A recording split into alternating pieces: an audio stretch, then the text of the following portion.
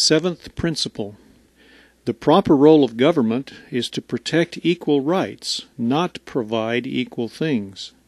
In Europe, during the days of the founders, it was very popular to proclaim that the role of government was to take from the haves and give to the have-nots, so that all might be truly equal.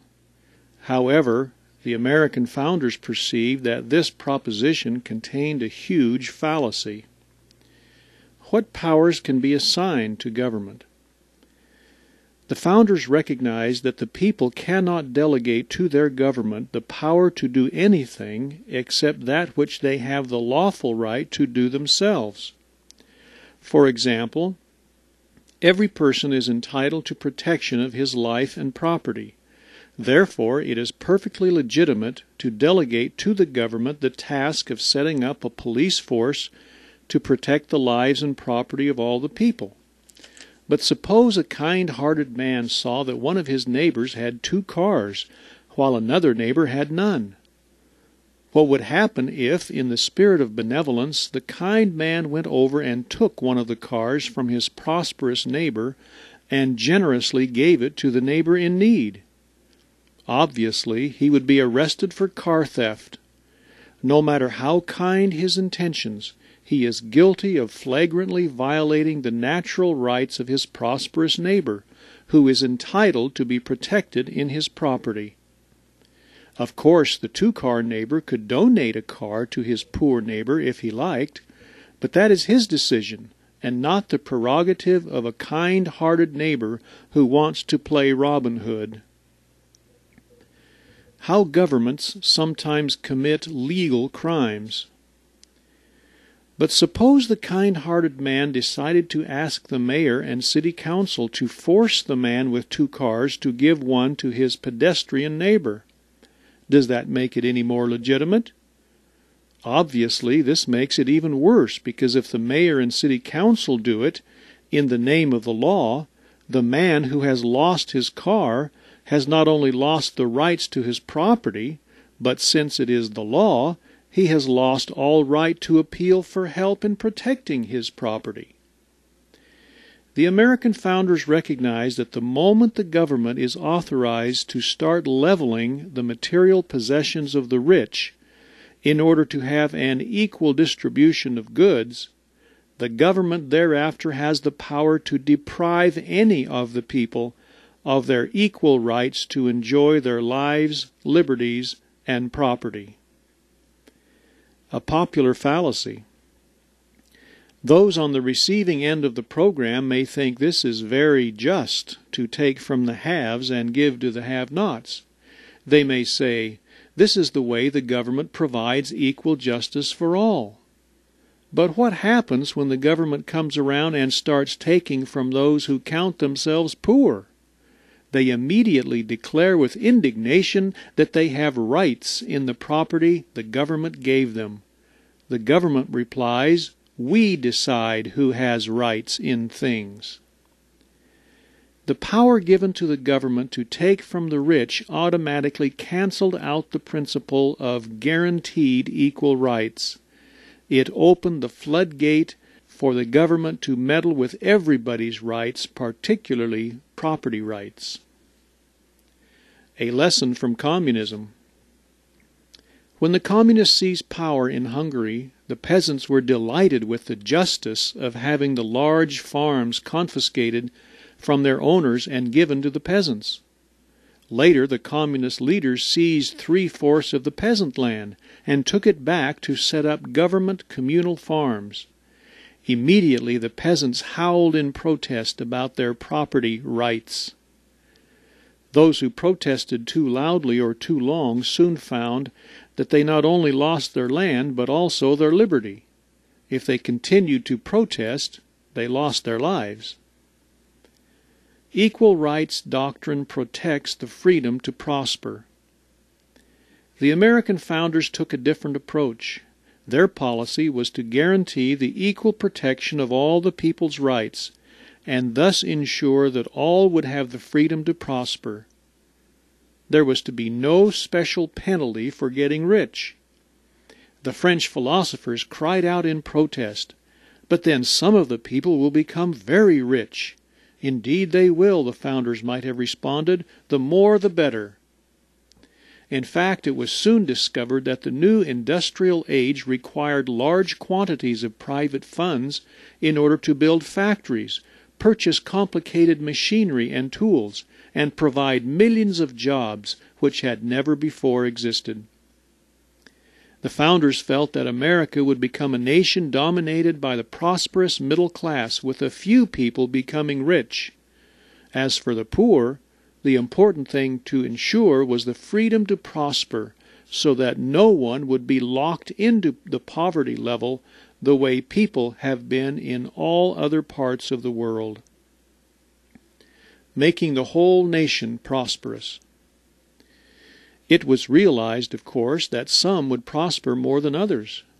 That is inevitable as long as there is liberty. Some would prosper because of talent, some because of good fortune, some because of an inheritance, but most would prosper because of hard work.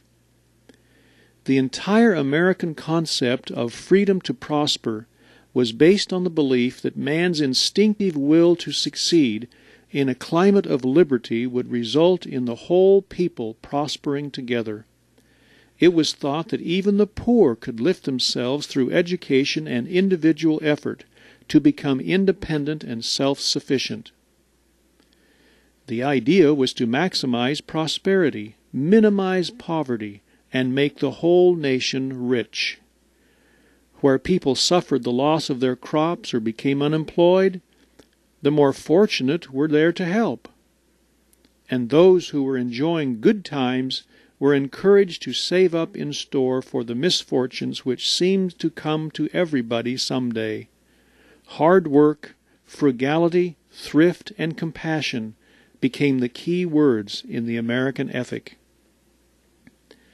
Why the founders made European theories unconstitutional. What happened in America under these principles was remarkable in every way.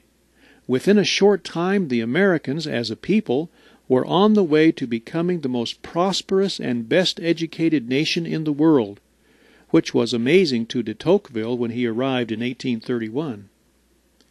They were also the freest people in the world. Eventually, the world found that they were also the most generous people on earth. And all this was not because they were Americans. The founders believed these same principles would work for any nation. The key was using the government to protect equal rights, not to provide equal things. As previously mentioned, Samuel Adams said the ideas of a welfare state were made unconstitutional. Quote, "The utopian schemes of leveling, redistribution of the wealth, and a community of goods, central ownership of all the means of production and distribution, are as visionary and impractical as those which vest all property in the crown. These ideas are arbitrary, despotic, and in our government, unconstitutional." End of quote. Nevertheless, the founders had a deep concern for the poor and needy. As mentioned earlier, disciples of the collectivist left in the founders' day, as well as our own, have insisted that compassion for the poor requires that the federal government become involved in taking from the haves and giving to the have-nots. Benjamin Franklin had been one of the have-nots, and after living several years in England where he saw government welfare programs in operation, he had considerable to say about these public charities of counterproductive compassion.